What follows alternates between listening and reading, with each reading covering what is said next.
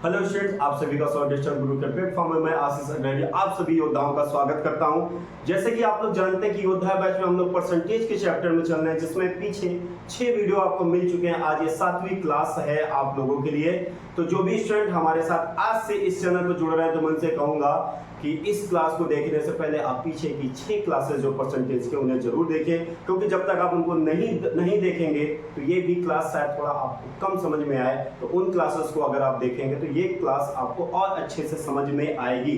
तो सभी योद्धाओं से मैं कहना चाहता हूँ कि हिम्मत ना हारिए। अभी आपके पास 4-5 महीने का टाइम है आपकी भर्ती आने में, और एग्जाम होने में कम से कम 4 से 5 महीने का टाइम जाएगा। तो जो भी स्टूडेंट आज से जुड़ रहे हैं, तो कहूँगा आज से भी अगर आप तैयारी शुरू करते हैं तो वाकई पक्का आपका सिलेक्शन होगा। बस एक चीज आपको ध्यान देना है, क्या? अपनी पढ़ाई में कंटिन्यूटी लाइए। अगर डेली आप 4 घंटे पढ़ रहे हैं तो डेली पढ़िए 4 घंटे। ये जरूरी है नहीं कि एक दिन आप 12 घंटे पढ़ रहे हैं तो अगले दिन 4 घंटे, फिर 6 घंटे, फिर कोई दिन नहीं पढ़ रहे हैं। अगर डेली पढ़ना तो एक टाइम टेबल सेट करिए। कम 6 घंटे की अगर आप स्टडी ले रहे हैं तो डेली 6 घंटे की स्टडी करिए, तभी आपका सिलेक्शन पक्का होगा। ये मेरी 100% गारंटी है कि जो बच्चे कंटिन्यू तैयारी अपनी कर रहे हैं तो उनका सिलेक्शन पक्का होना है। हिम्मत नहीं हारना है, धैर्य रखना है। जितना अच्छा धैर्य आप रखेंगे ना, अपने टारगेट, अपने एग्जाम पे फोकस रखिए।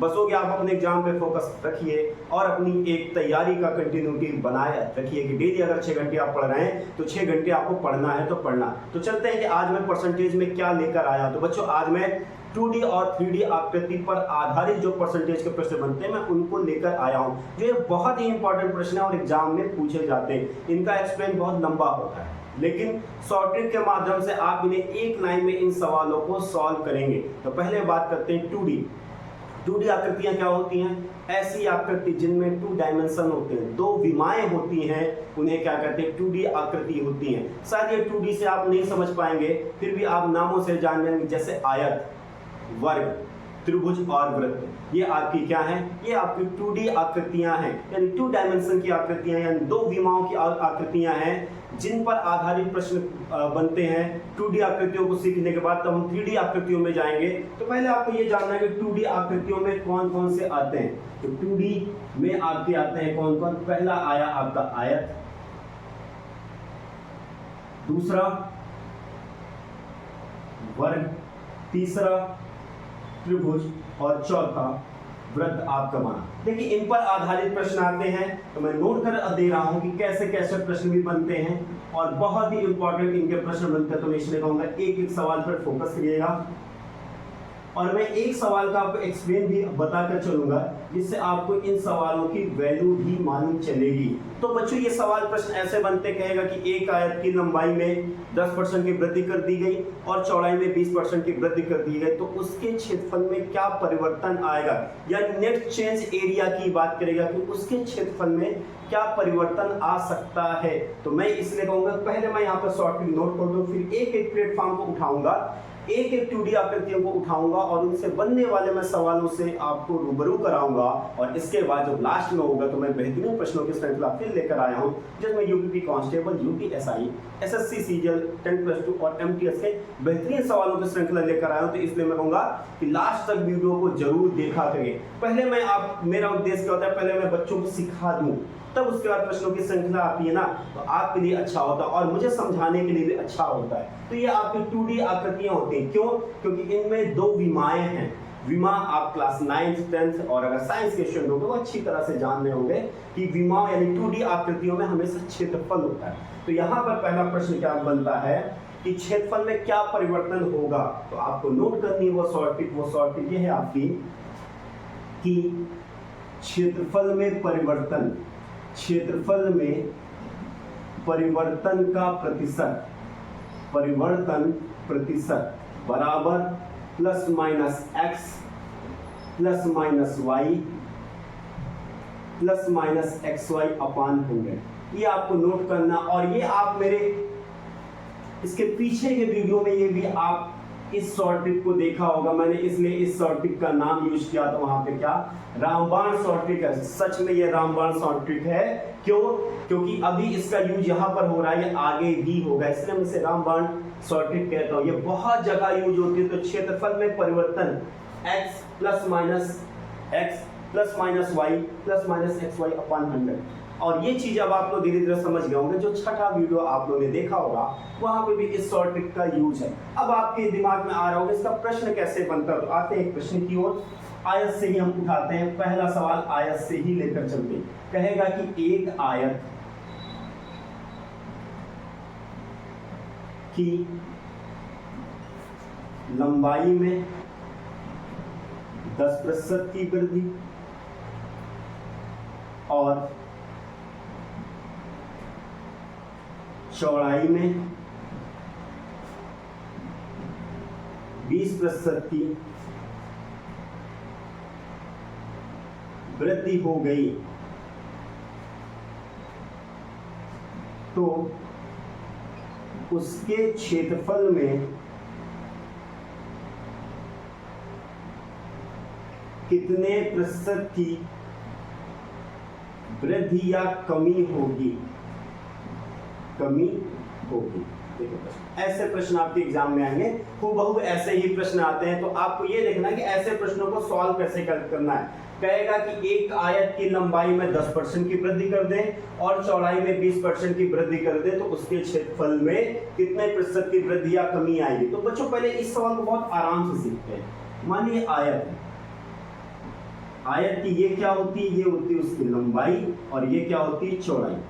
लंबाई को मैंने L से डिनोट कर दिया और चौड़ाई को किससे किया, B से मैंने डिनोट कर दिया। कह रहा है लंबाई में 10% की वृद्धि कर दिया जाए। तो अगर हम मानते हैं कि वो आकृति ऐसी है तो लंबाई में 10% की वृद्धि मतलब ये, तो इधर भी इंक्रीज होगा तो इधर भी होगा ना। फिर कहेगा चौड़ाई में कितने की 20% की, तो ये उसकी चौड़ाई है तो ये इसका ये। अब देखिए जब लंबाई और चौड़ाई में वृद्धि हो जाए तो सीधी सी बात इसका क्या होगा, एरिया में वृद्धि हो जाएगी। तो यही सवाल है। तो आपको इतने लफड़े में पढ़ने की जरूरत ही नहीं है। आपको सीधी सी बात है सवाल को कैसे सॉल्व करना है, क्योंकि अब ये मेंसुरेशन का चैप्टर नहीं है।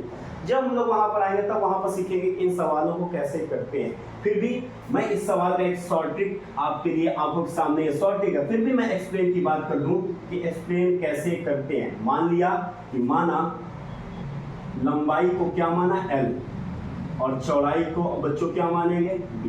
मैं एक सवाल एक्सप्लेन कर रहा हूं क्योंकि आप इन सवालों की वैल्यू को समझिए कि इन सवालों की वैल्यू क्या है। तो आप बताइए कि आयत का क्षेत्रफल क्या होता है। आयत का क्षेत्रफल होता है लंबाई गुणे चौड़ाई। जब लंबाई गुणे चौड़ाई की बात करें तो लंबाई के स्थान पे L और चौड़ाई के स्थान पे B, तो क्षेत्रफल आ जाएगा 1 LB, या हम कह सकते हैं LB आया इसका क्षेत्रफल। अब सवाल प्रश्नानुसार कह क्या रहा है कि लंबाई में कितने की वृद्धि कर दें, लंबाई में 10% की वृद्धि कर दें। और मैंने ये आपको बताया था कि जब भी वृद्धि की बात करेंगे क्या करेंगे, उस परसेंटेज में 100 जोड़ देंगे। तो लंबाई गुणे 110/100, तो बच्चों ये आया कितना, आ जाएगा ये कि 11L/10, ये इसकी लंबाई वृद्धि हो गई। फिर क्या है चौड़ाई में कितने की वृद्धि कर दें, तो कह रहा है चौड़ाई में 20% की वृद्धि कर दो, तो B गुणे 20% की वृद्धि 120/100। इसको भी काटेंगे तो बच्चों कितना आ जाएगा 12B/10। अब अगर इसका मैं क्षेत्रफल ज्ञात करूंगा तो क्षेत्रफल होता कितना है, लंबाई गुणे चौड़ाई। तो बढ़े हुए का जब क्षेत्रफल ज्ञात करेंगे तो 11L/10 और 12B/10। जब इसे सॉल्व करेंगे ना बच्चों तो आ जाएगा 11 से 12 में गुणा करेंगे तो 11 दूनी 22 और 11 का नाम 11 2 13। अगर मैं इसकी बात करूंगा तो LB हो जाएगा और अपान में कितना आ जाएगा बच्चों 100। और ये जब मैं सॉल्व करूंगा तो आ जाएगा 1.32 LB। अब पूछ रहा है क्षेत्रफल में कितने प्रतिशत की वृद्धि हुई। तो पहले आप बताइए पहले कितने LB था, 1 LB। जब किसी को कुछ नहीं होता तो 1 हम लोग मान लेते हैं, 1 LB है। और अब कितना हो गया 1.32 LB। तो आप खुद बताइए क्षेत्रफल में वृद्धि हुई कि नहीं। पहले 1 LB था, अब कितने LB हो गए 1.32 LB हो गया। तो वृद्धि का प्रतिशत का फार्मूला मैंने आपको दिया था, क्या तो होता है अंतर अपान आधार। तो इन दोनों में अंतर कितना है, दोनों क्षेत्रफल का अंतर कितना है 0.32 LB। और आधार मतलब कहां से, इस क्षेत्रफल से इस क्षेत्रफल में आया ना, तो ये आधार क्या हो जाएगा 1 LB गुणे 100। तो काटेंगे तो देखिए कितना आया 32 और ये 0.32 और गुणे 100 तो आ जाएगा 32% की वृद्धि। अर्थात आयत की लंबाई में 10% की वृद्धि कर दी जाए और चौड़ाई में 20% की वृद्धि कर दी जाए तो क्षेत्रफल में कितने की वृद्धि आएगी? 32% की वृद्धि आएगी। और वृद्धि का फॉर्मूला सबको याद होना चाहिए, इसको मैंने बताया है। क्या होता है बच्चों? अंतर अपान आधार या प्रारंभिक मान गुणे 100। जो बच्चे अभी नए हैं, पीछे के वीडियो मैंने इनका जिक्र किया हुआ है, उन्हें जरूर देखें। तो ये सवाल एक लेंदी सा सवाल बन जाता है कब? जब आप इसे एक्सप्लेन से सॉल्व करते हैं। पर मैं आपके लिए शॉर्ट ट्रिक लेकर आया हूँ, बहुत छोटी सी शॉर्ट ट्रिक लेकर आया हूँ, तो उसके आधार पर सॉल्व करना। पर बच्चों इसे आप जानिए, आप शॉर्ट डिजिटल गुरु के स्टूडेंट हैं, आपको जानना भी जरूरी है कि एक्सप्लेन कैसे करते हैं। ये इसका एक्सप्लेन है कि आपको कोई बताएगा नहीं, टीचर डायरेक्ट शॉर्ट ट्रिक पर मान रख के आपको आंसर बता देगा। तो ये देखिए, ये ऐसा इसका एक्सप्लेन होता है। ऐसे ही आयत के साथ होगा, ऐसे ही वर्ग के साथ होगा, ऐसे ही त्रिभुज के साथ होगा और ऐसे ही वृत्त के साथ होगा। तो आशा करता हूं ये चीज आपको समझ में आई होगी। चलते हैं इसकी शॉर्ट ट्रिक पर आधारित कैसे सवाल बनते हैं उनको देखते हैं।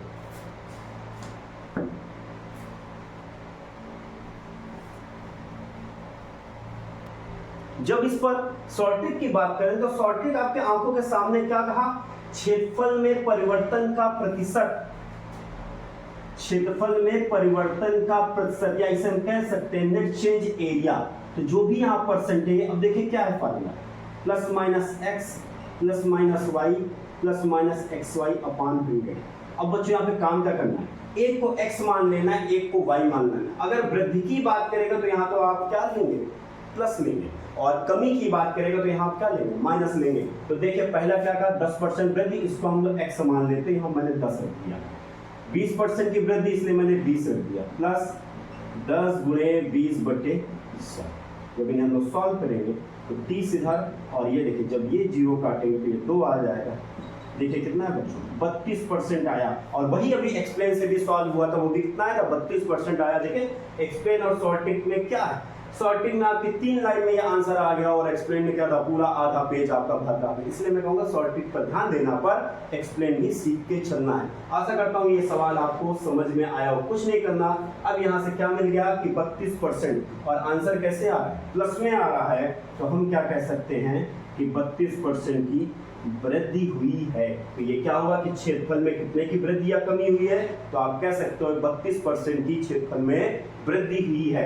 आशा करता हूं इस शॉर्ट ट्रिक पर यह सवाल आपको समझ में आ गया। 2D का, अभी जब 3D में चलेंगे तब वहां पे भी बताएंगे। अभी 2D आकृतियों की बात कर रहे हैं। एक सवाल और मैं लेकर आता हूं, तब ये और अच्छे से आपको बात समझ में आएगी। अगला सवाल इसी आयत पे मैं अब दे दूं, फिर उसके बाद सब सवाल एक एक सवाल मैं करा दूंगा, जिससे आपको और अच्छी सहूलियत होगी। आयत की ही बात करते हैं। कहेगा कि एक आयत की लंबाई में 20% की वृद्धि कर दी गई, वृद्धि कर दी गई, और चौड़ाई में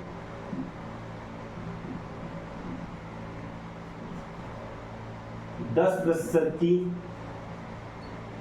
कमी कर दी गई, कमी कर दी गई, तो उसके क्षेत्रफल में क्या परिवर्तन होगा? क्या परिवर्तन होगा?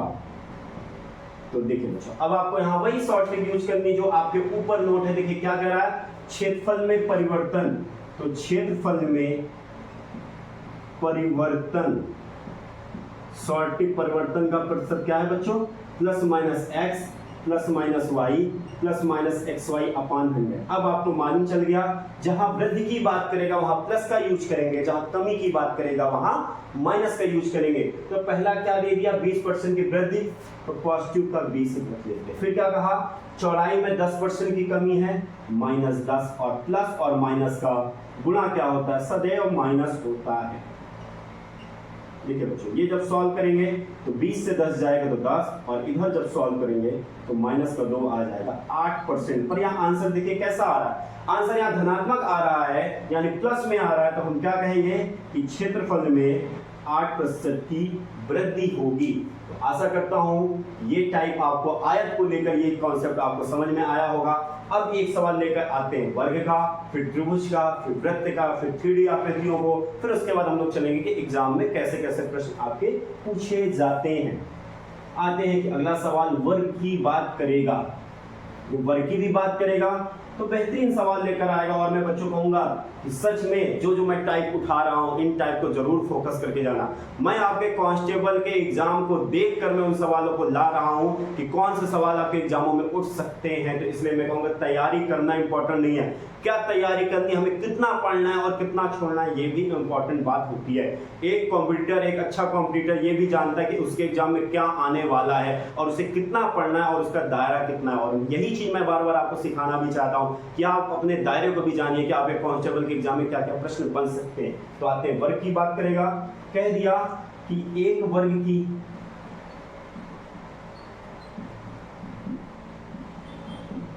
प्रत्येक भुजा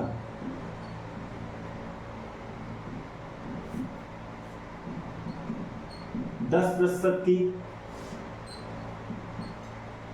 वृद्धि कर दी गई तो उसके क्षेत्रफल में क्या परिवर्तन होगा, क्या परिवर्तन होगा। तो ये देखिए बच्चों, अब किसकी बात कर रहा है, वर्ग की बात कर रहा है। तो आपको यह मालूम होना चाहिए पहली बात कि वर्ग में लंबाई और चौड़ाई एक बराबर ही होती है।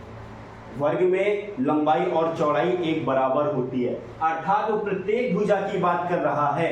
अर्थात वो कह रहा है कि लंबाई में भी 10% की वृद्धि कर दी जाए और चौड़ाई में भी 10% की वृद्धि कर दी जाए। बहुत इंपॉर्टेंट चीज मैं आपको बता रहा हूं, वर्ग में लंबाई और चौड़ाई होती है, बिल्कुल होती है। लंबवत यानी जो लंबवत होती है उन्हें लंबाई कहते हैं, जो क्षैतिज होती है उन्हें चौड़ाई कहते हैं। तो वर्ग में ये देखिए, जो लंबवत होती है उसे लंबाई कहते हैं, जो क्षैतिज होती है उन्हें क्या कहते हैं, चौड़ाई कहते हैं। तो वर्ग में भी क्या होती है आपकी, जिसे हम स्क्वायर कहते हैं, वर्ग में भी लंबाई और चौड़ाई होती है। लेकिन वर्ग में लंबाई और चौड़ाई दोनों क्या होती है, बराबर होती है। इसलिए यहाँ पे क्या शब्द यूज किया, प्रत्येक भुजा में, प्रत्येक का अर्थ लंबाई में भी वृद्धि हो रही है और चौड़ाई में भी वृद्धि हो रही है। तो फिर आपके लिए क्या होगा कि क्षेत्रफल में क्या परिवर्तन होगा। तो क्षेत्रफल में परिवर्तन का परसेंट, तो देखिए बच्चों क्या है, एक को x मान लेंगे, एक को y मान लेंगे। ये आपके सामने शॉर्ट ट्रिक है।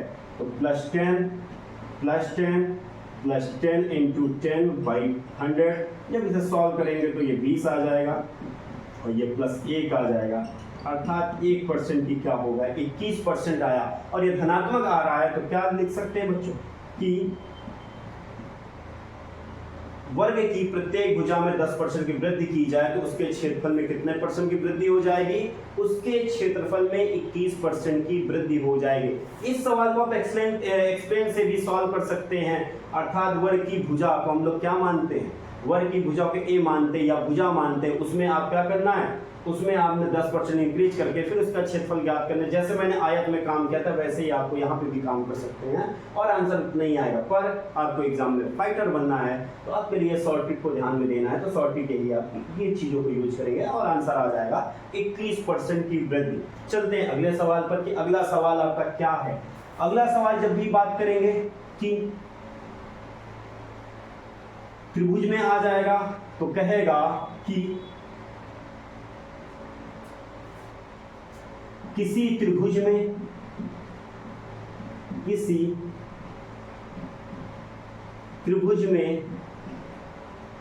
क्या किसी त्रिभुज की एक भुजा में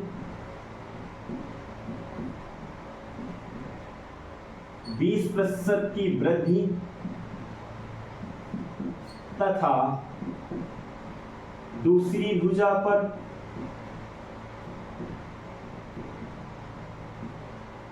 20% की कमी कर दे तो उसके क्षेत्रफल पर क्या प्रभाव पड़ेगा, क्षेत्रफल पर क्या प्रभाव पड़ेगा।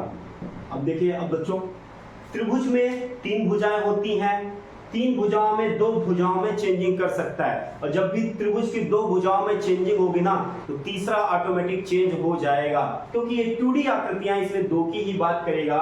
तो त्रिभुज की एक भुजा में 20% की वृद्धि कर दी और दूसरे में 20% की कमी कर दी। तो आप बताइए फार्मूले वाइज क्या हो जाएगा, क्षेत्रफल में परिवर्तन इक्वल टू जो प्लस में है उसे, जो माइनस में है उसे माइनस में, जो वृद्धि है उसे प्लस में, जो कमी है उसे माइनस। और प्लस और माइनस का जो मल्टीप्लाई होता है सदैव माइनस ही आता है। 20 गुणे 20/100, ये दोनों घट जाएंगे तो 0 आ जाएगा, और इनको सॉल्व करेंगे बच्चों -4 आ जाएगा। तो यार ये -4% क्या शो करेगा, कह सकते हैं कि 4% की क्या आई, कमी आई, यानी क्षेत्रफल में उसके 4% की कमी आ गई। अर्थात त्रिभुज की एक भुजा में 20% की वृद्धि की जाए और एक भुजा में 20% की कमी की जाए तो क्षेत्रफल में क्या आ जाएगा, क्षेत्रफल में 4% की कमी आ जाएगी। ये जो माइनस का चिन्ह हमें क्या दर्शाता है, माइनस का चिन्ह हमें ये दर्शाता है कि उस क्षेत्रफल में 4% की कमी आ गई है। आशा करता हूं ये आपको समझ में आया होगा। सिर्फ आपको ये ध्यान देना है कि क्षेत्रफल में परिवर्तन का परसेंट कितना, ±x ±y ±xy/100। चलते हैं आगे वृत्त की ओर कि वृत्त में क्या होगा और वृत्त में ये सवाल कैसे बनकर आएगा। तो बच्चों वृत्त की भी बात करेंगे। अभी ये सवाल जब एग्जाम में उठे हुए सवाल जब आएंगे ना तभी आपको और अच्छे तरीके से बात समझ में आएगी। अब बच्चों वृत्त के प्रश्न पर बात करते हैं कि वृत्त का प्रश्न कैसे बनता है। तो बच्चों आपको यहाँ ध्यान देना होगा कि वृत्त का जो निर्माण होता है वो त्रिज्या के आधार यानी r के आधार पर होता है, त्रिज्या के आधार पे होता है। तो क्यों, क्योंकि वृत्त में जो त्रिज्या सिर्फ एक होती है तो आप कैसे कहेंगे कि ये 2D आकृति भी है। जब भी वृत्त का निर्माण होगा तो त्रिज्या अगर इधर होगी तो त्रिज्या इधर भी बढ़ जाएगी। तो सीधी बात जो वृत्त का निर्माण होगा वो इस आधार पर होगा, अर्थात त्रिज्या में अगर ये इंक्रीजिंग होगी तो इधर भी त्रिज्या में वृद्धि होगी, अगर त्रिज्या में इधर कमी होगी तो इधर भी त्रिज्या में कमी हो जाएगी। कहने का अर्थ है कि वृत्त में त्रिज्या एक होगी तो उसे x मान लेंगे और उसी को ही y मान लेंगे। बात कहने का अर्थ है कि अगर कहता है कि वृत्त की त्रिज्या में 10% की वृद्धि कर दी गई, क्या कर दी गई, 10% की वृद्धि कर दी गई बच्चों, तो यहाँ पे क्या करना है कि x को भी 10 मान लेंगे और y को भी 10 मान लेंगे और इस शॉर्ट ट्रिक पर मान रख देंगे। तो वृत्त की त्रिज्या में वृद्धि होने पर या कमी होने पर क्षेत्रफल में क्या परिवर्तन आएगा, तो ये आपको समझ में आ जाए। कहने का अर्थ है कि वृत्त की त्रिज्या के लिए एक देगा, या तो 10% की वृद्धि या कमी, वृद्धि या कमी में कुछ न कुछ एक पॉइंट देगा, तो उसे आप x भी मान लेंगे, उसे आप y भी मान लेंगे। तो ये आपका कॉन्सेप्ट क्लियर हो जाएगा आते एक सवाल पर, जिससे आपको बात बहुत अच्छे से समझ में आ जाएगी। जैसे कह दिया कि एक सवाल में ले ले रहा हूं, कह दिया एक वृत्त की त्रिज्या में, एक वृत्त की त्रिज्या में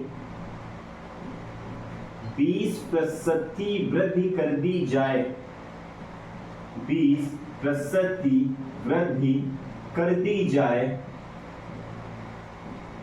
तो उसके क्षेत्रफल में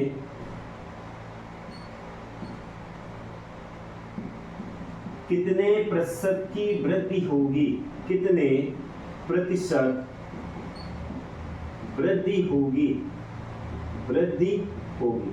देखिए क्या है, कह रहा कि एक वृत्त की त्रिज्या में 20% की वृद्धि कर दी जाए, त्रिज्या को 20% बढ़ाने की बात कर रहा है, त्रिज्या में 20% की वृद्धि की बात कर रहा है। तो आपको यहां देखना है कि अब जो हमारी शॉर्ट ट्रिक वहां x और y है, तो किसको हम x माने तो किसको हम y माने। तो बच्चों यहाँ पे ध्यान देना कि जब त्रिज्या की बात आएगी तो ये मान लिया ये आपकी त्रिज्या अगर इधर बढ़ रही है तो उतनी तो इधर भी तो बढ़ेगी, तो उसी के आधार पे तो वृत्त का निर्माण होगा।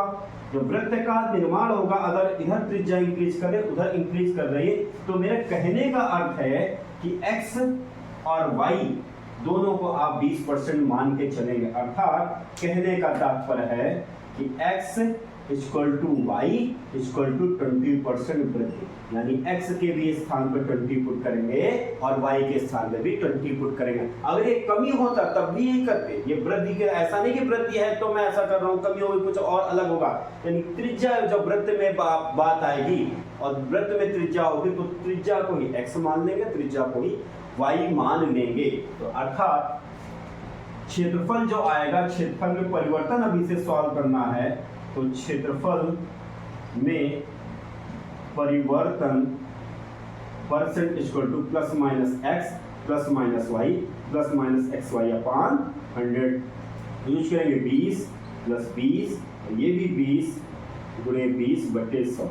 जब इन सबको सॉल्व करेंगे ना बच्चों तो ये हो जाएगा 40 प्लस 4, यानी क्या आ जाएगा 44% की क्या हो जाएगी, वृद्धि हो जाएगी। अर्थात वृत्त की त्रिज्या में 20% की वृद्धि करने पर वृत्त के क्षेत्रफल में 44% की वृद्धि आ जाएगी। तो ये पॉइंट आपके लिए यहाँ सीखने वाली बात है कि जब भी त्रिज्या की बात करेगा तो x का भी मान वही होगा, y का भी मान वही होगा। यही मुझको समझाना था। क्यों? क्योंकि अगर मैं यहाँ पे करना चाहता तो वृत्त के लिए अलग शॉर्टकट लाता तो आपको क्या हो जाता, शॉर्टकट ज्यादा आपको याद करनी पड़ती, इसलिए मैंने एक शॉर्टकट से इस वृत्त को भी इसमें शामिल कर लिया है। और इसी रामबाण शॉर्टकट का उपयोग और या प्रयोग अभी आपका 3D में भी मैं करूंगा। उसके लिए मैं कोई अलग फार्मूला आपके लिए अलग शॉर्टकट मैं लेकर नहीं आऊंगा।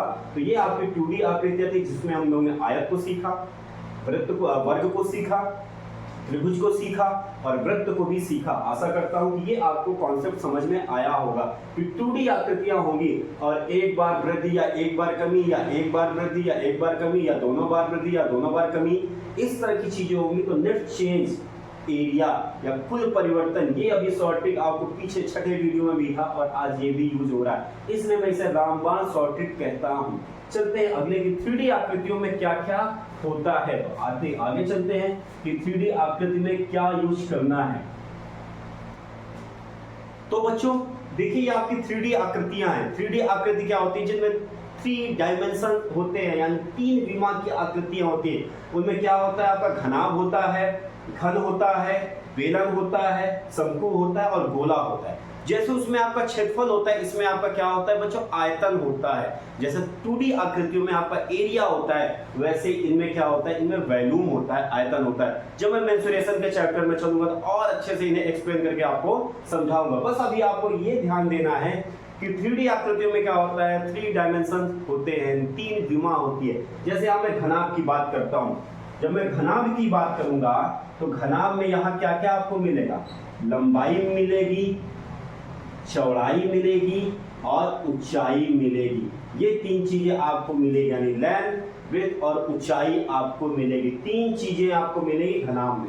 और जब घन की बात करूंगा ना बच्चों, तो घन में भी लंबाई, चौड़ाई और ऊंचाई होती है, लेकिन लंबाई, चौड़ाई और ऊंचाई तीनों बराबर होती है। तो ये चीज आपको ध्यान देना है कि घन में क्या होता है, लंबाई, चौड़ाई और ऊंचाई आपकी बराबर होती है। जब भी बेलन की बात करूंगा और शंकु की बात करूंगा तो बेलन और शंकु में एक चीज हो जाएगी, इसकी ऊंचाई और साथ में इसकी त्रिज्या, ये दोनों अलग अलग होती है, यानी त्रिज्या और ऊंचाई अलग अलग होती है। और गोले में भी बात करेंगे तो गोले में भी क्या आपके आएगी, अभी त्रिज्या की बात करिएगा। तो इन सवालों को कैसे करना है, तो इन चीजों को आपको ध्यान देना है। पहली चीज, ये एग्जामों में अभी तक उतने पूछे नहीं जाते थे, पर अब कुछ कुछ एग्जामों में इनसे सवाल उठना चालू होगा। तो इसलिए मेरा फर्ज है कि इन चीजों को आपको बताना चाहिए।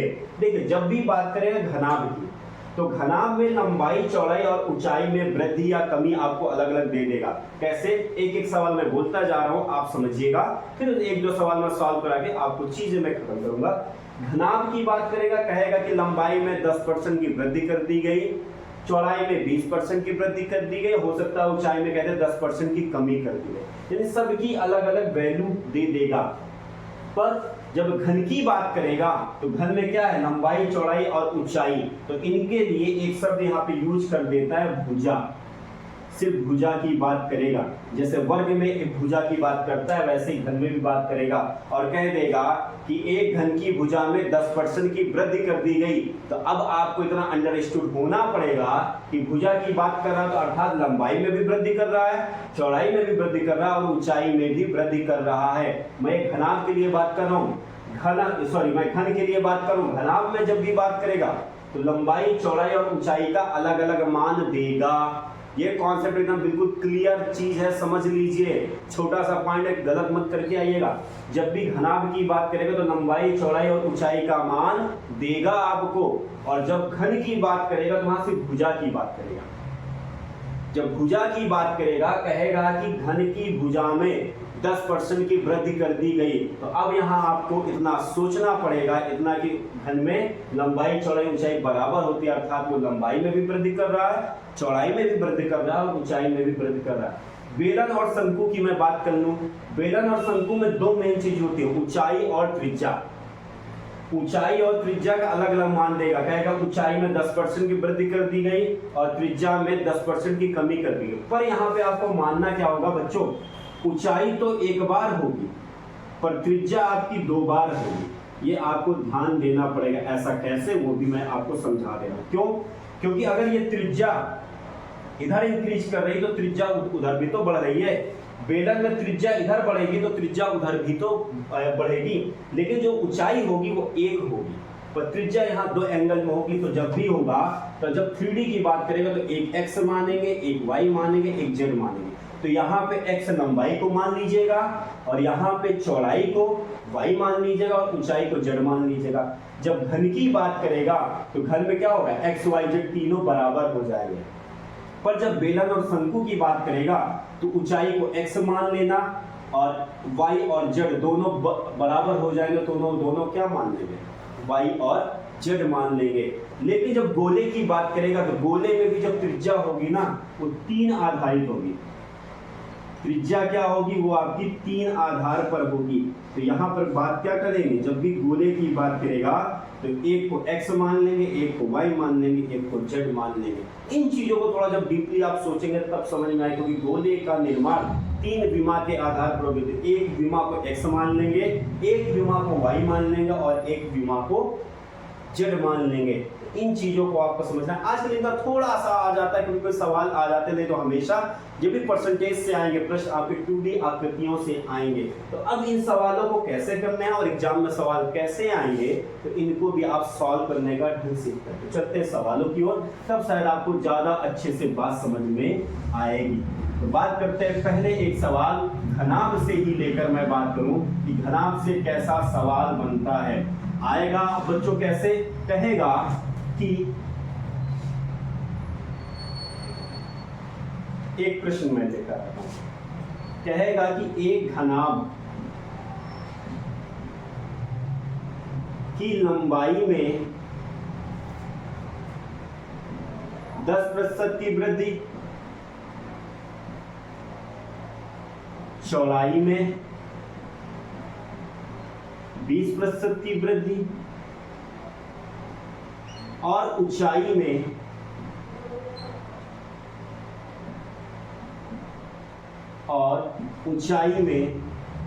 10% की कमी कर दे तो आयतन में क्या प्रभाव पड़ेगा। तो आयतन में क्या प्रभाव पड़ेगा, ये देखो बच्चों यहाँ पे क्या क्या दे दिए कि लंबाई, चौड़ाई और ऊंचाई। जब लंबाई, चौड़ाई और ऊंचाई की बात कर दिया, यानी लेंथ, ब्रेथ और हाइट की बात कर दिया, तो जब लेंथ की बात किया, एल की बात किया तो 10% की वृद्धि की बात किया। चौड़ाई की बात किया तो उसमें क्या किया, 20% की वृद्धि की बात किया। और जब बात किया, यहाँ अलग अलग मैं नोट कर दूं, और जब ब्रेथ की बात किया तो उसमें भी क्या किया, 20%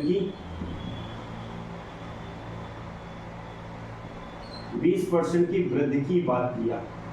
और जब हाइट की बात किया, ऊंचाई की बात किया, तो उसमें 10% की कमी की बात किया बच्चों।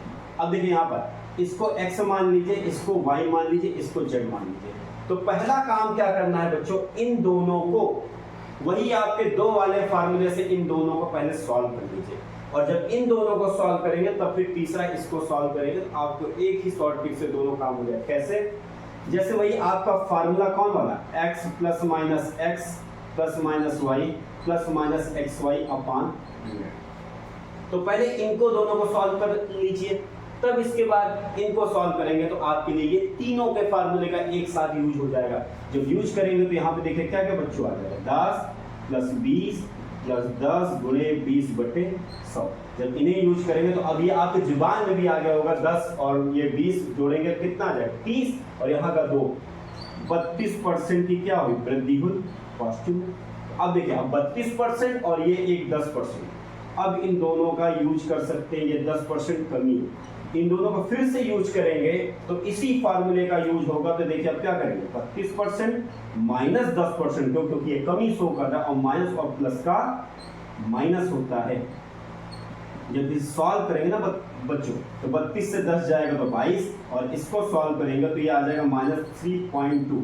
जब कम करेंगे ना बच्चों, जब इसे आप सॉल्व करेंगे तो देखिए सॉल्विंग करेंगे तो कितना आ जाएगा, 22 से पहले 3 कम करेंगे, जब 22 से 3 कम करेंगे तो आपका 19 आएगा, और 19 में 0.2 कम कर दीजिए तो आपका कितना आ जाएगा, 18.8% की क्या होगी बच्चों, वृद्धि हुई, अर्थात आयतन में 18.8% की वृद्धि होगी। तो यहाँ मेरा समझाने का मेन मोटो है कि जब भी ये 3 वाले आ जाएं तो इन्हें पहले 2-2 करके आप सॉल्व करेंगे। पहले इन दोनों को सब, किसी दो को भी आप उठा सकते हैं, किसी भी दो को आप उठा लेंगे, आंसर आपका सही ही आएगा। तो पहले इन दोनों को उठाएंगे, तो पहले इन दोनों को जब मैंने सॉल्व किया तो इन दोनों का मान, देखिए मैं इसे हटा दे रहा हूँ, थोड़ा और अच्छे से मैं इस बात को समझा रहा हूँ, ये शायद आपको समझ में आ गया होगा। जब इन दोनों की मैं बात करूंगा तो देखिए सीधी सी बात, कितने कितने की वृद्धि कर रहा है, एक बार आपकी 10% की वृद्धि कर रहा है, कॉन्सेप्ट को बड़े आराम से समझिएगा, इसे 20% की वृद्धि कर रहा है, और तीसरे में फिर क्या कर रहा है, 10% की कमी कर रहा है। जब बच्चों इन दोनों को सॉल्व किया, जब इन दोनों को सॉल्व किया, अभी आपकी आंखों में था तो क्या 32% की वृद्धि होगी। अब इन दोनों को सॉल्व, यानी ये और ये यहां उतर आएगा, तो 10% की कमी। तो इन दोनों को फिर से सॉल्व करेंगे ना, तो वही फार्मूला, वही जो आपका था कुल क्षेत्रफल परिवर्तन, वो 2 के लिए था, उन्हीं दोनों को यूज करेंगे। तो फिर से अगर मैं इनको यूज करूंगा तो वही plus minus x plus minus y और plus minus x y upon 100। नहीं तो बच्चे इसको एक्सप्लेन पे करने पे आएंगे ना, तो कम से कम ये एक पेज का सॉल्विंग होगी, एक पेज की पूरी सॉल्विंग होगी। तो आपको इनको डायरेक्ट यूज कर लीजिए, वृद्धि है तो प्लस, कमी है तो माइनस। जब इसे आप लोगों ने अभी सॉल्व किया था तो ये देखिए 32 से 10 जाएगा, कितना बच्चों बचा, 22, और इसे सॉल्व करेंगे तो -3.2, जब 3.2 हो जाएगा तो 22 से पहले 3 कम कर लीजिए, जब 22 से 3 कम करेंगे 19 आएगा, और 19 से 0.2 कम करेंगे तो 18.8%। और कैसा आंसर आ रहा है, धनात्मक आ रहा है, तो क्या शो किया, वृद्धि, अर्थात आयतन में कितनी आई, 18.8% की वृद्धि हुई है। तो आशा करता हूं ऐसे ही आपको सवाल सॉल्व करने हैं, कब, जब 3D आकृति होती है। ऐसे ही घन में क्या होगा, जब घन की बात करेगा ना बच्चों, एक भुजा की बात करेगा तो सेम हो जाएगा, नहीं एक्स वाई जेड तीनों ये वहां पर भी आ जाएंगे। आशा करता हूं ये चीजें आपको समझ में आई होगी। चलते हैं सवाल की ओर कि सवाल कैसे और बन सकते हैं।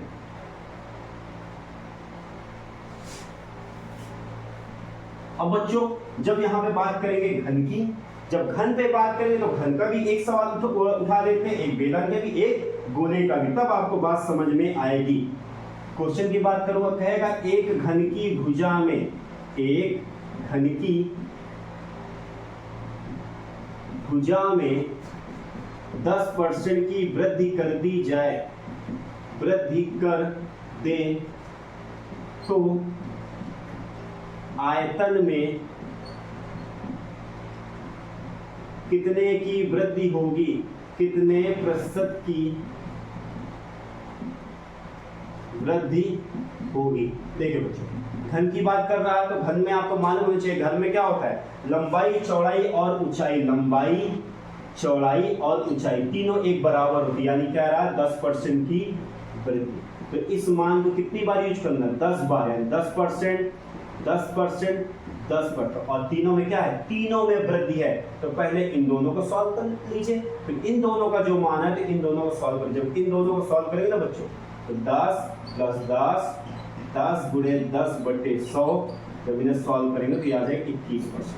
अब ये 21% और ये बचा हुआ 10% जब इन्हें सॉल्व करेंगे ना, दोनों देखिए तीनों वृद्धि है और यहाँ 21% में वृद्धि का आया। जब इन दोनों को सॉल्व करेंगे ना बच्चों, तो 21 + 10 + 21 × 10/100, जब सॉल्व करेंगे तो ये आ जाएगा 31 और इधर सॉल्व करेंगे तो 0 से 0 2.1, तो बराबर आ जाएगा आपका 33.1%। 33.1% और आंसर धनात्मक आ रहा है, तो आप क्या कहोगे? वृद्धि की बात, यानी आयतन में, घन के आयतन में 33.1% की वृद्धि हो गई। आशा करता हूं जो मैं समझाना चाह रहा था वो आपको समझ में आ गया होगा। क्यों? क्योंकि घन में लंबाई, चौड़ाई और ऊंचाई तीनों बराबर होती है। तो 10% भुजा की बात किया था, तो यानी लंबाई में भी 10% की वृद्धि हुई, चौड़ाई में भी 10% की वृद्धि हुई और ऊंचाई में भी 10% की वृद्धि हुई। तो दो को लेकर आप सॉल्व करेंगे, इजिली आपके लिए सॉल्व हो जाएगा। और एक नई शॉर्ट ट्रिक आपको याद करने की जरूरत नहीं है, वही 2 वाली ही शॉर्ट ट्रिक आपको यहाँ पे काम कर गई। चलते हैं अगला मैं एक बेलन का बता देता हूं, तो भी आपको बेलन वाली चीज, बेलन, शंकु और गोला तीनों एक ही सवाल से आपको समझ में आ जाएगा। कहेगा कि एक बेलन की ऊंचाई में 10% की वृद्धि कर दी जाए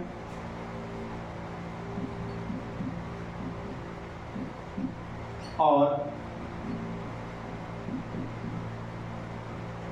त्रिज्या में 10% की कमी, तो आयतन। तो बच्चों आयतन पूछेगा। तो अब देखिए हम समझने वाली चीजें बच्चों, ये आपका बेलन है, बेलन में ऊंचाई 1 होती है, तो 10% की वृद्धि 1 जाएगी, 10% की 1 वृद्धि जाएगी। पर बच्चों जब त्रिज्या की बात करेगा, ध्यान दीजिएगा, बहुत इंपॉर्टेंट चीज मैं यहाँ पे बता रहा हूं। क्या कहा कि त्रिज्या में 10% की कमी, तो बेलन में जो त्रिज्या होगी वो 2 जगह यूज होती है, एक इधर और एक उधर। फिर से आप यहाँ पे देख सकते हैं जब भी यूज करेगा बेलन में, तो आपकी जो त्रिज्या होगी वो इधर भी यूज होगी और इधर भी यूज होगी। तो मेरा कहने का अर्थ है कि त्रिज्या में जब बात करेगा तो नाम तो एक बार लेगा, पर एक कमी आपको 2 बार शो करनी पड़ेगी। 10% की कमी, 10% की कमी, यानी इनको भी आपको 3D आकृति में ये बना लेंगे। तो अब ये देखिए त्रिज्या की बात है, त्रिज्या 2 जगह, क्योंकि बेलन में त्रिज्या इधर भी और इधर भी, तो ये होगा एक जगह, पर लेकिन इसे इस्तेमाल 2 जगह के आधार पर करना पड़ेगा। तो अब इन दोनों को पहले सॉल्व कर लीजिए। तो 10% वृद्धि, 10% कमी, इतनी बारीकियों से आपको कोई नहीं समझाएगा बच्चों, इसलिए मैं कहूंगा थोड़ा सा आराम से ध्यान देके इन सवालों को समझेंगे। -1% आया, अर्थात ये क्या किया? 1% की कमी शो कर रहा। अब देखिए 1% की कमी, ये 10% की कमी है। तो इनको सॉल्व करेंगे ना बच्चों, तो -1, -10 और माइनस का गुणा सदैव प्लस होता है। जब इन्हें आराम से सॉल्व करेंगे बच्चों, तो -11 आया, और जब इसे सॉल्व करेंगे तो +1 आपका बनेगा, वो भी पॉइंट में जाएगा। क्यों? क्योंकि ये 10 वाला, ये जो यहाँ का 10 बचा वो पॉइंट में दे देगा। अब क्या करना है? 11 से 1 की कमी करेंगे, 0.1 की कमी करेंगे, तो -10.9% आएगा। और ये 10.9% आपको क्या शो करेगा? कमी को शो करेगा, अर्थात आयतन में 10.9% की कमी आ गई। आशा करता हूं ये चीजें आपको समझ में आई होंगी। तो चलते हैं कि अब इनके बेहतरीन सवाल एग्जामों में कैसे उठे थे, उन सवालों को भी अब हम लोग सॉल्व करते हैं। आते हैं, पहला ही सवाल SSC CHSL 2020 में आया हुआ सवाल है बच्चों। देखिए एक SSC में आया हुआ सवाल है, बहुत ही बेहतरीन सवाल है, स्क्रीन पर आपके आ गया होगा। कह रहा है यदि एक आयत की लंबाई 12% बढ़ा दी जाए और चौड़ाई 8% कम कर दी जाए, तो क्षेत्रफल पर पड़ने वाला शुद्ध प्रभाव क्या होगा? तो क्षेत्रफल के प्रभाव का फार्मूला बच्चों क्या है? आप लोग को अभी अभी मैंने बताया है कि क्षेत्रफल में परिवर्तन, क्षेत्रफल में परिवर्तन का प्रतिशत plus minus x plus minus y plus minus x y upon 100। अब देखिए क्या कहा, 12% की वृद्धि, इसलिए 12 हमारा क्या आ जाएगा प्लस में, 8% की कमी इसलिए माइनस में।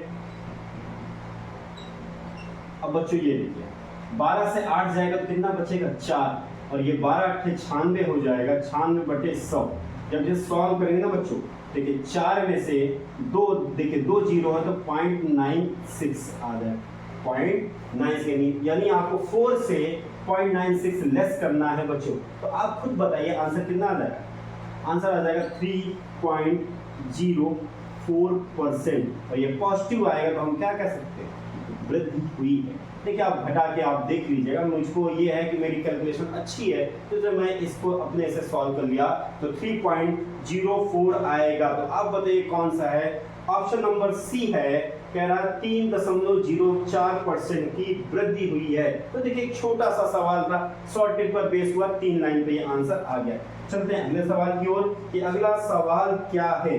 जब अगले सवाल की बात करेंगे ना बच्चों, अगला भी सवाल आपके लिए बेहतरीन सवाल है, लेकर आया हूं एसएससी सीजीएल 2019 का आया हुआ सवाल। देखिए एसएससी सीजीएल 2019 का सवाल आया, का किसी वृत्त की त्रिज्या में 11% की कमी कर दी जाए। जब वृत्त की बात किया था कि वृत्त में त्रिज्या दिखेगी 1 पर होगी कितनी 2, अर्थात यहाँ पर हमें क्या है कि x को भी 11% की कमी शो करनी पड़ेगी और y में भी 11% की कमी शो करनी पड़ेगी।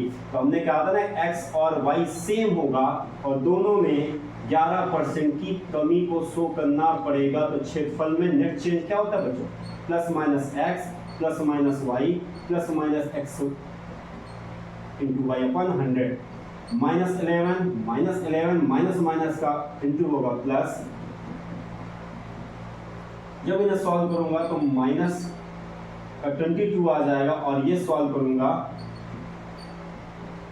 तो देखिए बच्चों कैलकुलेशन सिर्फ आपको करनी 2 जीरो, इसलिए 2 अंक पे दशमलव आ जाएगा। तो पहला काम क्या करना है, मतलब 22 से 1 कम कर लीजिए। जैसे मैं 22 से 1 कम करूंगा तो 21 आ जाएगा, और 21 आ जाएगा तो आंसर आपका देखिए तो 21 में कम क्या करना है 0.21 और कम करना है। तो जब कम करेंगे तो बच्चों आंसर आपका आ जाएगा 20.79% में आपका आंसर 21 आ जाएगा। देखिए 21 आ जाएगा, 21 बिल्कुल सही, और ये माइनस में आएगा क्योंकि बड़ी वाली संख्या का चिन्ह होता है, और ये क्या शो करेगा कि कमी आई है। माइनस का चिन्ह क्या शो करेगा, माइनस का चिन्ह शो करेगा कि कमी आई है। तो आप खुद बताइए आंसर कौन सा होगा, आंसर होगा 20.79% की कमी हुई है। तो देखिए ऑप्शन कौन सा हो रहा है, ऑप्शन नंबर फर्स्ट आपका सही हो रहा है। देखिए एसएससी सीजीएल का सवाल था, 3 लाइन का सवाल था, सिर्फ आपको शॉर्टिंग में मान रखने थे। चलते हैं अगले सवाल की ओर कि अगला सवाल क्या है। अगला भी सवाल आपके एसएससी जीडी में आया हुआ सवाल है। तो जो कांस्टेबल की तैयारी कर रहे हैं उन बच्चों के लिए एसएससी जीडी भी होती है, तो देखिए उनके लिए भी बेहतरीन सवाल है। एसएससी जीडी 2019 में उठा हुआ सवाल है, कह रहा है यदि एक आयत की लंबाई में 50% की वृद्धि यानी बढ़ाया जाए और चौड़ाई को 25% घटाया जाए तो उसके क्षेत्रफल में कितने प्रतिशत की वृद्धि होगी। तो देखिए अब आपको यहाँ पे क्या है, बिना पेन चलाए आपको सॉल्व नहीं करना चाहते हैं सॉल्व कर सकते हैं। 50% बढ़ाया गया इसलिए प्लस में, 25% घटाया गया इसलिए माइनस में, और प्लस माइनस का गुणा सदैव माइनस होता है। अब इसको सॉल्व करना है तो देखिए 50 से 25 जाएगा तो कितना बचेगा, 25 बचेगा, और जब इसको काटेंगे 50 से कितना 50, 50 दूनी 100, और 25 का आधा होता है बच्चों 12.5। अब देखिए इसको घटाना है, 25 में से 12.5 जाना है तो बच्चों 12.5 ही आएगा। और ये देखिए ये पॉजिटिव आ रहा है तो क्या कहेंगे कि वृद्धि हुई है। आंसर आपको खुद बताइए आंसर कौन है, पूछ भी रहा कितने प्रतिशत की वृद्धि हुई है। तो ऑप्शन नंबर सी आपका सही हो रहा है, 12.5। ऑप्शन नंबर सी सही हो रहा है। आते हैं बच्चों अगले में, अगली चीजें क्या कह रहा है। अगली चीजें देखिए आपके एग्जाम के लिए बहुत इंपॉर्टेंट हो रहा है। देखिए एसएससी एमटीएस में आया हुआ सवाल है तो मेरा फर्ज है, हो सकता है कांस्टेबल में आपके पूछ ले। कह रहा किसी घनाभ की यानी 3D आकृतियों पर हम लोग आ गए, वही 3D आकृतियों की जिसकी मैं बात कर रहा था कि किसी घनाभ की लंबाई और चौड़ाई में 10% की वृद्धि कर दी गई है। तो अब देखिए यहाँ बच्चों क्या करना है, लंबाई में भी 10% की वृद्धि और चौड़ाई में भी 10% की वृद्धि, यानी 10% की वृद्धि ये और 10% की वृद्धि ये, और ऊंचाई में क्या किया, ऊंचाई में 10% की कमी कर दिया है। तो 3 मान हैं। अब 3 मानों को यूज कैसे करना है, तो पूछ रहा है कि घनाभ के आयतन में क्या परिवर्तन, आयतन में कितने प्रतिशत परिवर्तन होगा। तो ऐसी 3 मानों के लिए आपको क्या करना है, कहा फिर से देख लीजिए सवाल, किसी घनाभ की लंबाई और चौड़ाई में 10% की वृद्धि, इन लंबाई और चौड़ाई में सेम वृद्धि कर रहा है, ऊंचाई में 10% की कमी कर रहा है, तो मैंने भी कमी कर लिया। ऐसे सवालों के लिए बच्चों क्या करते हैं, ऐसे सवालों के लिए काम क्या करते हैं, पहले इन दोनों की सॉल्व कर लेते हैं। जब इनको सॉल्व करेंगे ना बच्चों, तो ये 2 वाला आप सॉल्व करिएगा। देखिए मैं ऐसे ही कैलकुलेशन कर ले रहा हूँ, 10 10 20 और 10 10 20 21 आ जाएगी, 21% की वृद्धि आ जाएगी। आप इसे सॉल्व करिए और मैं देखिए बिना सॉल्विंग के सॉल्व करिए, और ये वाला भी ले आएंगे तो 10% की कमी। और जब इन दोनों को सॉल्व करेंगे ना बच्चों, तो 21 माइनस 10, क्योंकि ये वृद्धि था इसलिए प्लस में, ये कमी था इसलिए माइनस में, और प्लस और माइनस का जो गुणा होता है सदैव माइनस ही होता है। तो इसे सॉल्व करेंगे तो 21 से 10 जाएगा 11, और इसे सॉल्व करूंगा तो माइनस 2.1 आएगा।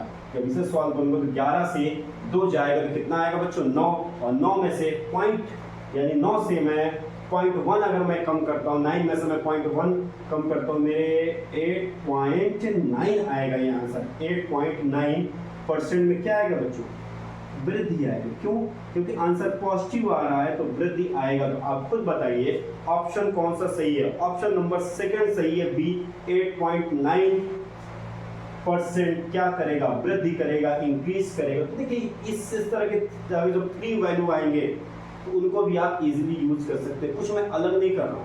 वही आपका पहला जो मैं फार्मूला बताया था इस वीडियो के शुरू होने में से, वही मैं लेके सॉर्टिंग चल रहा हूँ। चलते हैं अगले सवाल की ओर कि अगला सवाल क्या है। अगला सवाल आपके लिए है, बहुत इंपॉर्टेंट है, आपके एग्जाम में आया हुआ। देखिए 1 नहीं 2 नहीं 3 नहीं 4 4 5 5 बार इस एग्जामों में आया हुआ है। एसएससी सीपीओ एसआई में आया हुआ है, एसएससी सीजीएल में आया हुआ है, एसएससी 10+2 में आया हुआ है, 17 में, 2010 में, 2000, 2001, 2004, 2008 में आया हुआ है। कह रहे यदि आयत की लंबाई में 20% की वृद्धि और चौड़ाई में 30% की वृद्धि कर दी जाए तो उसके क्षेत्रफल में कितने % की वृद्धि हो जाएगी। देख कितना इंपॉर्टेंट सवाल है और कितनी बार एग्जामों में आया हुआ है। ऐसे सवाल अब आपके लिए बहुत चुटकियों में सॉल्व होंगे। दोनों में वृद्धि कर रहा है, दोनों में पॉजिटिव आएगा, दोनों में प्लस का साइन आएगा।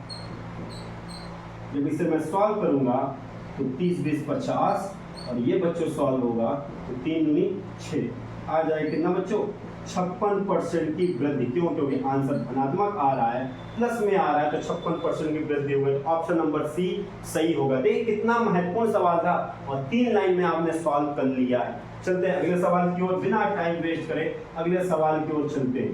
तो अगला सवाल देखिए आपके लिए क्या कह रहा है कि किसी वृत्त की त्रिज्या में 50% की वृद्धि कर दी जाए तो उसके क्षेत्रफल में कितने % की वृद्धि होगी। त्रिज्या की बात कर रहा है तो देखिए एसएससी सीजीएल जैसे एग्जाम में छोटा सा सवाल आया हुआ है। 2004, 2005, 2006, 2010 की बात कर रहा है। जब त्रिज्या की बात कर रहा है तो मैंने आपको बताया था कि त्रिज्या में x और y सेम होगा, तो 50% की वृद्धि की बात कर रहा है। तो 50% वृद्धि की बात कर रहा है तो बच्चों आपको फिर वही formula plus minus x plus minus y plus minus x y upon 100 मैं डायरेक्ट में यूज कर रहा हूँ। 50 प्लस 50 प्लस 50 गुणे 50 बटे 100। इन दोनों को सॉल्व करेंगे तो 50 50 हो जाएगा 100 और ये सॉल्व करूंगा तो 5 50 25 अर्थात 125% की क्या हो जाएगी बच्चों, वृद्धि हो जाएगी। क्यों, क्योंकि आंसर हमारा धनात्मक यानी पॉजिटिव आ रहा है तो 125% की वृद्धि हो जाएगी। तो आप खुद बताइए ऑप्शन कौन सा, ऑप्शन नंबर पहला ही सही हो रहा है। ऑप्शन नंबर पहला ही सही हो रहा है। फिर देखिए फिर एक सवाल है जो आपके यूपीएसआई में आया हुआ सवाल है। देखिए बच्चों 2017 में यूपीएसआई में आया हुआ सवाल है। तो देखिए कितनी महत्वपूर्ण टॉपिक मैं आज आपके लिए, कितने महत्वपूर्ण कॉन्सेप्ट के सवाल में लेकर आया हूं। कह रहा है एक वर्ग के क्षेत्रफल में प्रतिशत वृद्धि बताई यदि सिरे में 40% की वृद्धि हो गई है। वर्ग की बात कर रहा है, तो मैंने आपको क्या बताया था कि वर्ग में लंबाई और चौड़ाई बराबर होती है, तो 40% की वृद्धि कर रहा है, यानी x और y दोनों हमारा क्या हो जाए 40%। क्यों? क्योंकि जब वर्ग की बात कर रहा है तो वर्ग में लंबाई और चौड़ाई दोनों बराबर होती हैं बच्चों, इसलिए एक को x मान लेंगे और एक को y मान लेंगे, दोनों में 40% की वृद्धि हो रही है। तो सीधा सा वही फार्मूला आप यूज करेंगे, 40 प्लस 40, 40 गुणे 40/100, ये हो जाएंगे दोनों 80, और जब इन दोनों को सॉल्व करेंगे 4 × 16 तो आ जाएगा बच्चों 96% की वृद्धि हुई। देखिए क्यों हुई? क्योंकि आंसर हमारा पॉजिटिव आ रहा है, तो हमारा 96% की वृद्धि हुई। तो ऑप्शन नंबर फर्स्ट आपका सही हो रहा है। देखिए यूपीएसआई में छोटा सा सवाल आया, एक लाइन 2 लाइन का आंसर, 2 लाइन में आपने आंसर सॉल्व किया। इतना छोटा सा सवाल आपके यूपीएसआई में क्यों हुआ ये आपके लिए छोटा? क्योंकि आपको शॉर्ट ट्रिक याद हो गए। शॉर्ट ट्रिक क्या याद करना है कि आपको कुल क्षेत्रफल परिवर्तन equal to x plus minus y plus minus x गुणे y अपॉन 100। आते हैं अगले सवाल में। फिर अगला सवाल क्या कह रहा है? अगला सवाल आपके लिए बहुत इंपॉर्टेंट है, क्योंकि अगला सवाल आपकी 3D आकृतियों पर है, तो इसलिए मैं कहूँगा थोड़ा सा यहाँ पर ध्यान दे देंगे कि मैं कहना क्या चाह रहा था। 3D का भी एक सवाल मैं लेकर आया, क्यों? क्योंकि एसएससी सीजल में आया हुआ सवाल है, और मैं चाहता हूँ मेरे कांस्टेबल का बच्चा सीजल को भी थोड़ा सा ध्यान दे। कह रहा है यदि किसी लंबी वृत्तीय बेलन की त्रिज्या 10% कम कर दी जाती है और ऊंचाई 20% बढ़ा दी जाती है, तो मैंने अभी बेलन में आपको बताया था कि जब भी त्रिज्या की बात करेगा तो त्रिज्या को हम 2 जगह यूज करेंगे। 10% की कमी ये, 10% की कमी है, और ऊंचाई को एक ही जगह यूज करेंगे तो 20% की वृद्धि। फिर से देख लीजिए सवाल अच्छे से पढ़ते हैं। करें यदि किसी लंबवृत्तीय बेलन की त्रिज्या 10% की कम हो जाती है और ऊंचाई 20% बढ़ जाती है, तो उसके आयतन में कितने प्रतिशत की वृद्धि या कमी हुई है? एसएससी सीजल 2020 में आया हुआ सवाल। ऐसा क्यों करते हैं मैं एक बार फिर से समझा रहा हूँ बच्चे, कॉन्सेप्ट आपका क्लियर रहे। ये आपका एक मैं बेलन बना रहा हूँ, ये बेलन है आपका। देखिए बेलन में बात करूंगा तो बेलन में ऊंचाई जो होती है वो 1 होती है, इसलिए मैंने ऊंचाई को 1 लिया। त्रिज्या कहा 10% कम, तो अगर त्रिज्या 10% इधर कम होगी तो इधर वाली भी तो त्रिज्या 10%, तो इसलिए त्रिज्या देखने में 1 होती है पर इस्तेमाल वो 2 जगहों पर होगी। तो ये आपको ध्यान देना है कि ऐसा आपको करना है। चलते हैं अगले कि इनको सॉल्व करते कि सॉल्व कैसे करेंगे। तो वही 3D है, तो पहले इन दोनों मान को पहले सॉल्व कर लेते हैं, तब उनके बाद इनको सॉल्व करेंगे। इनको सॉल्व करेंगे तो -10 माइनस माइनस का गुणा प्लस,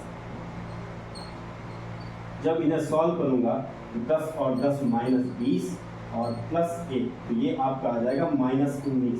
तो हम कह सकते हैं कि 19% की कमी। अब देखिए 19% की ये कमी, 20% की ये वृद्धि। अब इन दोनों को सॉल्व करेंगे ना बच्चों, तो ये भी आपके इसलिए हो जाएगा तो -19 + 20, 20 × 19/100। अब इन्हें सॉल्व करूंगा ना बच्चों तो आ जाएगा 1, और यहाँ से देखिए यहाँ से जब सॉल्व करेंगे 1 0 से 1 0 कैंसिल, 19 दूनी 38 होता, और 1 10 से जब भाग करेंगे, अब देखिए ये कम करूंगा तो -2.8 आएगा। और माइनस क्या शो करता है बच्चों? कमी की शो करता है। तो क्या आया? 2.8% की कमी हो गई। तो 2.8% की कमी। देखिए कौन सा ऑप्शन सही था? ऑप्शन नंबर डी सही है। अगर मैं इसे एक्सप्लेन पे करने आता ना बच्चों, तो कम से कम 1 से 1.5 पेज का एक्सप्लेन होता।